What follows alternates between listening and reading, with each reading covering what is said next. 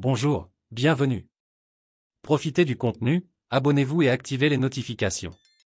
La maison des Johnson semblait tout droit sortie d'un film. De grandes fenêtres à l'avant laissaient entrer la lumière du soleil, inondant les pièces et reflétant une vie de famille pleine d'énergie et de chaleur. Le jardin était entretenu dans les moindres détails, avec Sophie et Ethan courant partout, transformant chaque recoin en décor pour leurs aventures imaginaires. Leur rire résonnait dans le quartier arboré, arrachant des sourires aux voisins qui les décrivaient souvent comme la famille parfaite. À l'intérieur, l'ambiance n'était pas différente.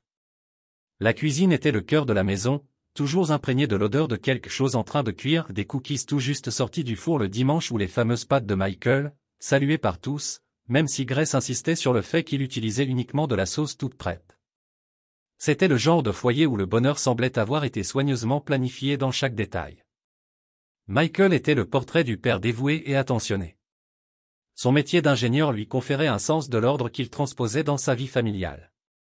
Il tenait à participer à tout ce qui concernait ses enfants, qu'il s'agisse d'aider Sophie à réaliser des maquettes pour la foire scientifique ou d'apprendre à Ethan à viser parfaitement au basket. Malgré un emploi du temps chargé, Michael avait le don de créer des moments spéciaux qui semblaient figer le temps, comme dresser une tente improvisée dans le salon pour des soirées histoires qui faisaient briller les yeux des enfants.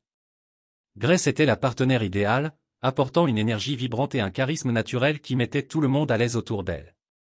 C'était comme si la maison des Johnson existait dans un monde à part, un refuge où rien ne pouvait mal tourner. Mais, comme on dit, tout ce qui brille n'est pas or. De petits signes commencèrent à apparaître, presque imperceptibles au début, mais impossibles à ignorer pour Michael. Grace, qui lançait toujours la conversation pendant les repas, devenait plus silencieuse pendant de longs moments. Les sourires chaleureux qu'elle adressait à tous semblaient soudain un peu forcés, presque comme s'il s'agissait d'un masque. Michael se demandait s'il ne s'agissait que de la fatigue. Après tout, Grace avait beaucoup de responsabilités à la banque, en plus de toute la charge émotionnelle de l'éducation de 2 enfants. Mais, au fil des semaines, les changements chez elle devinrent de plus en plus difficiles à ignorer. Michael remarqua qu'elle était plus distraite, regardant dans le vide pendant que Sophie racontait sa journée ou qu'Ethan lui montrait fièrement un dessin fait à l'école. Ce n'était rien de criant, mais c'était là, l'absence de son esprit, même quand elle était physiquement présente. À cette époque, Michael tenta de compenser ce qu'il croyait être simplement le poids de la routine. Il organisa une soirée jeu en famille, une chose que Grace avait toujours adorée. Mais durant la partie, il constata qu'elle faisait seulement semblant de s'amuser, ses yeux ne brillaient plus comme avant et ses rires semblaient mécaniques. C'est alors qu'il se mit à prêter attention aux petits gestes, le temps qu'elle passait sur son téléphone, sa façon d'éviter les discussions profondes. Mais Michael, toujours rationnel, tenta de se convaincre qu'il exagérait. Peut-être n'était-ce qu'une phase. Un jour, alors qu'ils regardaient un film ensemble, Michael prit la main de Grace, comme ils en avaient l'habitude. Mais, cette fois, il sentit que le geste n'était plus rendu avec la même facilité qu'avant. C'était comme si la connexion qui avait toujours existé entre eux était en train de se défaire, lentement, sans qu'aucun mot ne soit échangé. Il tenta de chasser les pensées négatives, mais elles revenaient chaque fois qu'il la regardait et voyait ce regard lointain, comme si elle cherchait quelque chose qu'il n'arrivait pas à définir. Au fond, Michael sentait que quelque chose changeait entre eux, mais il croyait alors que tout ce dont ils avaient besoin était de patience. Après tout, ils étaient les Johnson. Ils avaient bâti des bases solides et Michael était convaincu que toute fissure pouvait être réparée. Il ne savait pas que ces petites fissures étaient, en fait, le début de quelque chose de bien plus grand. Dans les jours qui suivirent, les changements chez Grace devinrent plus évidents, même si elle tentait de les cacher en maintenant la routine. La femme qui autrefois s'accordait parfaitement au rythme de la maison semblait désormais toujours pressée de partir au travail, presque de façon robotique. Le miroir de la chambre était devenu son nouveau confident. Chaque matin, elle passait plus de temps à se coiffer, choisissant ses vêtements avec plus d'attention, essayant des tenues qu'elle n'avait pas portées depuis des années. Michael le remarquait, mais ne disait rien, il voulait éviter une dispute pour laquelle il n'était pas prêt. Le point de rupture pour Michael fut un détail insignifiant mais chargé de sens, le parfum. Grace, qui depuis le début de leur mariage utilisait toujours la même senteur douce et sucrée, portait désormais une autre fragrance, plus marquée, presque envoûtante. Michael le remarqua dès la première fois qu'il la prit dans ses bras à son retour à la maison, cette odeur ne correspondait pas à la Grace qu'il connaissait, c'était comme enlacer une inconnue. Il ne dit rien, mais cette nuit-là, il resta éveillé à regarder le plafond, pendant que Grace dormait paisiblement à ses côtés, comme si rien n'avait changé. Au travail, Grace parlait fréquemment d'un nouveau collègue, Ryan Blake. Au début, cela semblait anodin, elle racontait des anecdotes de la banque et mentionnait Ryan comme membre de l'équipe. Selon Grace, il était extrêmement compétent et charismatique, quelqu'un qui avait gagné le respect de tous. Michael n'y prêta pas plus d'attention, pensant qu'il ne s'agissait que d'une admiration professionnelle. Mais, avec le temps, Ryan devint de plus en plus présent dans les conversations, toujours accompagné de compliments. Ryan règle les conflits comme personne, dit-elle un après-midi. Il a toujours un mot d'encouragement, c'est vraiment impressionnant. Chaque fois que son nom était prononcé, Michael ressentait un malaise qu'il ne savait expliquer. Il voulait croire qu'il ne s'agissait que d'une jalousie idiote, mais quelque chose clochait. L'inconfort grandit le jour où Michael trouva une carte de visite de Ryan dans la poche d'une veste de Grace, un objet qu'elle avait apparemment oublié d'enlever. La carte était élégante, avec le nom inscrit dessus qui semblait résonner dans la tête de Michael comme une alarme. Il resta là, figé, tenant la carte et essayant de comprendre pourquoi cela le dérangeait autant. Ce n'est qu'un collègue de travail, tenta-t-il de se convaincre. Mais le mauvais pressentiment ne disparaissait pas. Quelques jours plus tard, Michael fut certain qu'il ne s'agissait pas d'une lubie. En fin d'après-midi, Grace était assise sur le canapé, le portable à la main, souriant à l'écran d'une façon qu'il n'avait pas vue depuis longtemps, un sourire sincère, mais qui n'était pas pour lui. Quand Michael entra dans le salon, Grace verrouilla rapidement son téléphone et fit semblant de s'intéresser à un livre. Michael ne dit rien, mais quelque chose se brisa en lui. Ce n'était pas seulement le fait de cacher, c'était l'expression de son visage, une lueur qu'il n'avait plus vue depuis longtemps. Lors d'un dîner en famille, Michael essaya d'engager la conversation pour comprendre ce qu'il se passait. Il posa des questions sur le travail, les collègues, cita le nom de Ryan comme si de rien n'était. Grace parla avec enthousiasme de l'importance de Ryan dans l'équipe, de sa capacité à inspirer tout le monde. Pour Michael, chaque mot était comme un coup de poing. Il voulait croire qu'il ne s'agissait que d'admiration, mais il ne pouvait ignorer le ton de sa voix. Il regarda Sophie et Ethan, absorbés dans leur discussion, et se demanda s'ils percevaient eux aussi la distance grandissante entre leurs parents. Ce soir-là, Grace reçut un message pendant que Michael se brossait les dents. Il sortit de la salle de bain juste à temps pour voir son expression en lisant la notification, elle sourit, mais dès qu'elle croisa le regard de Michael, son sourire s'effaça. « C'est du travail, dit-elle, comme si elle devait se justifier, retournant le téléphone face contre la table de chevet. Michael sentit une boule dans la gorge, impossible à avaler. Il voulait lui faire confiance, croire qu'il ne s'agissait que de paranoïa, mais les signes étaient là, aussi clairs que les fissures qu'il ignorait depuis trop longtemps. La connexion entre eux devenait chaque jour plus fragile, et Michael commençait à se rendre compte que la distance entre lui et Grace ne pouvait plus être ignorée. Michael savait qu'il ne pouvait plus continuer à faire semblant de ne rien ressentir. Cette nuit-là, voir Grace cacher son téléphone fut un tournant. Le silence dans la chambre était assourdissant et, pendant que Grace dormait paisiblement, il resta allongé, tourné vers le mur, perdu dans une tempête de pensées. Il essaya d'être logique, mais au fond, une partie de lui avait déjà pris une décision, il devait la confronter. Il ne pouvait plus vivre dans l'incertitude, voyant sa femme s'éloigner alors qu'il restait là, impuissant. Le lendemain, alors que le soleil se levait à l'horizon, Michael sentit que le moment était venu. Il choisit un dimanche matin, pendant que les enfants dormaient encore, pour avoir un moment en tête-à-tête. Grace était dans la cuisine, préparant le café et fredonnant doucement, comme si tout était parfaitement normal. Michael entra, tentant de maîtriser l'angoisse dans sa poitrine. Il tira une chaise et parla de la voix la plus calme qu'il put. « Il faut qu'on parle. » Grace s'arrêta un instant, leurs regards se croisèrent, et elle comprit, à cet instant, qu'il avait tout remarqué. « Michael, qu'est-ce qu'il y a ?» demanda-t-elle, essayant d'avoir l'air à la fois inquiète et curieuse. Il prit une profonde inspiration avant de répondre, choisissant bien ses mots. « Grace, je t'aime, je t'ai toujours aimé. Mais ces derniers temps, j'ai l'impression que tu n'es plus là, avec moi.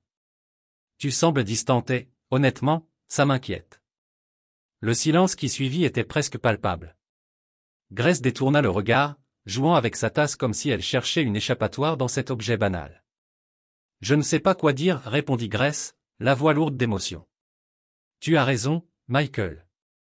Je me sens perdu, comme s'il me manquait quelque chose. Je ne sais pas si c'est moi, si c'est le travail, ou... » Elle s'arrêta, mais Michael sentit qu'elle fuyait quelque chose. Ou quoi, Grace? Insista-t-il, le cœur battant plus fort.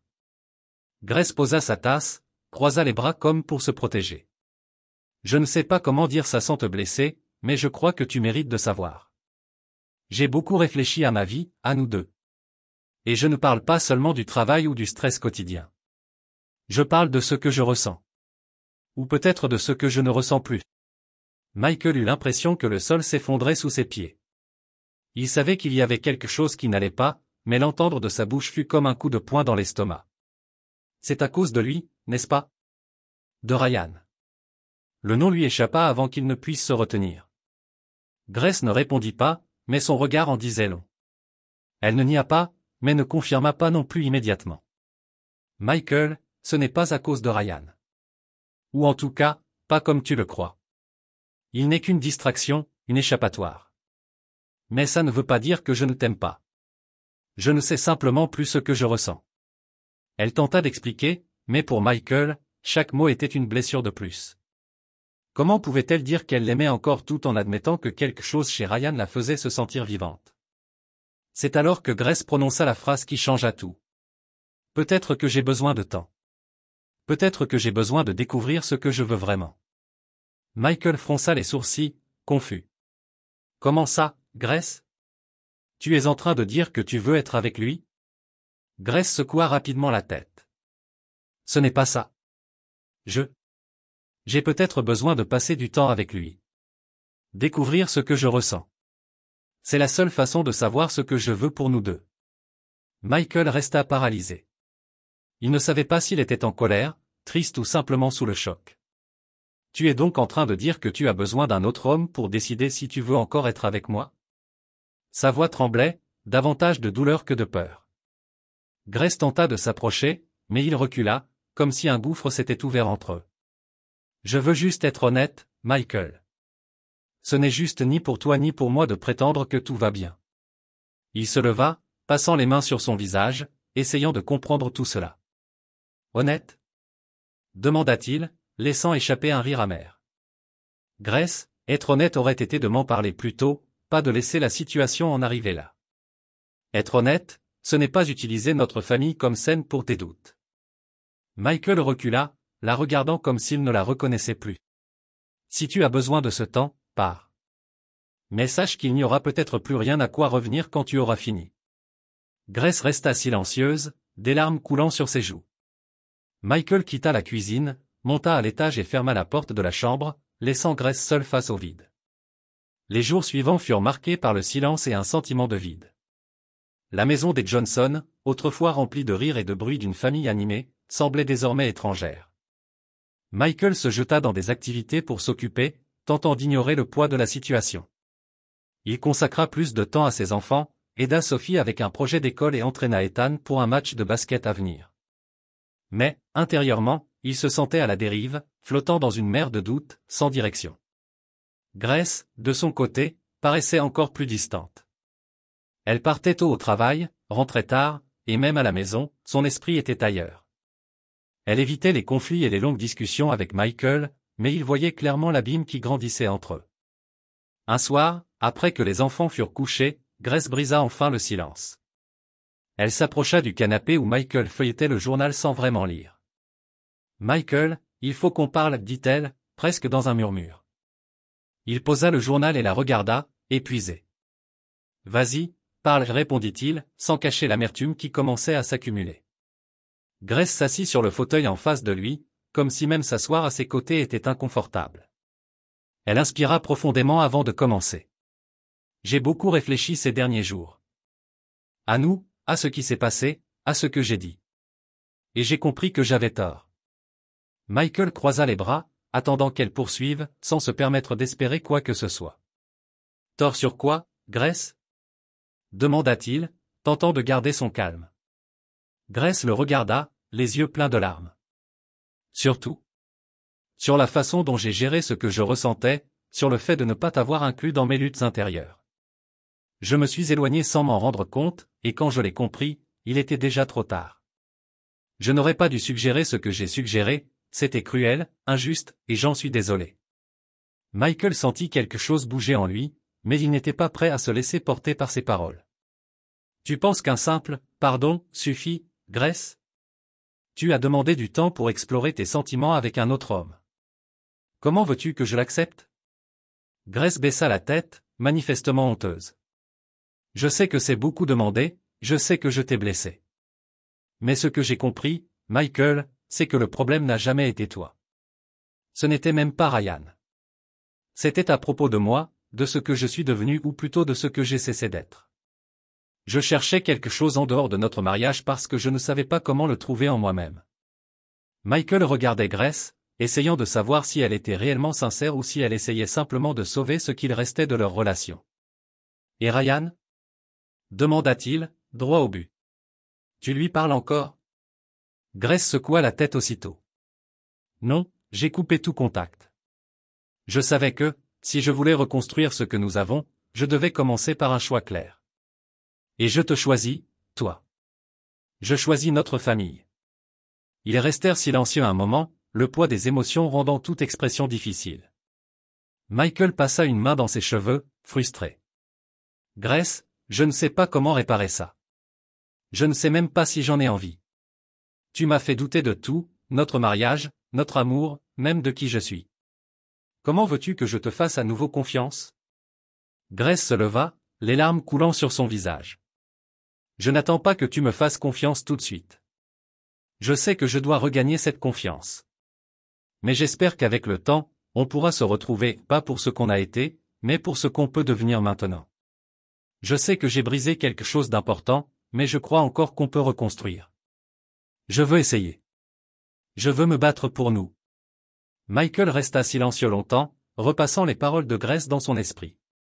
Il regarda son alliance et se souvint du jour où il l'avait passée au doigt de Grace, lui promettant de l'aimer dans les bons comme dans les mauvais moments. Il comprit alors que le choix à venir ne serait pas facile, réparer quelque chose de brisé ne l'est jamais. Mais peut-être que cela valait la peine d'essayer. Il se leva et regarda Grace, qui paraissait si petite, vulnérable, mais déterminée.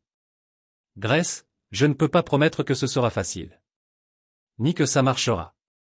Mais si tu es prête à te battre, alors moi aussi. Elle fit un pas vers lui, mais il leva la main pour l'arrêter. Doucement. Un pas après l'autre.